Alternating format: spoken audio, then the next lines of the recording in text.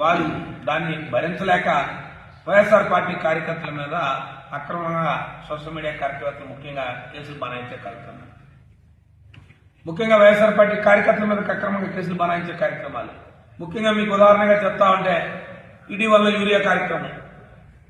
ముఖ్యంగా రైతులకు యూరియా దొరకలేదని చెప్పి రాష్ట్రంలో రైతాంగం అంతా కూడా ప్రభుత్వం మీద తిరగబడే కార్యక్రమం, ఆఫీసులకు వచ్చి తెల్లవారు 4 గంటల నుంచి రాత్రి 11 వరకు క్యూలో నిలబడి, కానీ అధికారులు కానీ ప్రజాప్రతినిధులు కానీ ఏం చెప్తారు, ప్రభుత్వం పెద్దలు ఎక్కడ కావాలంటే అక్కడ యూరియా కావాలని సోషల్ మీడియాలో మీకు చెడు దుష్ప్రచారం చేస్తానని చెప్తారు. కానీ క్షేత్రస్థాయిలో చూస్తూ ఉంటే వారు కొన్ని అనుకూల మీడియాలో ఏం చెప్తారు, లేదు కావాల్సిన యూరియా ఉంది, కేంద్రం నుంచి వస్తుంది, రాష్ట్రం దారిలో ఉంది, ఇంక విమానంలో వస్తుంది, లేదా షిప్ లో వస్తుంది, ట్రైన్లో వస్తుంది, ఇలా రకరకాలైన మభ్య పెట్టే మార్గాలు రైతాంగాన్ని చేస్తూ ఉంటారు. రైతులు పక్క ఆందోళన చేస్తూ ఉంటే ఆ విషయాన్ని ప్రభుత్వం తెలియజేస్తే ప్రభుత్వంలోని పెద్దలు దాన్ని తీసుకోలేక, నిజాలను భరించలేక ఇవాళ సోషల్ మీడియా కార్యకర్తల మీద కేసులు. ముఖ్యంగా ఈ రాష్ట్రంలో నాకు తెలిసి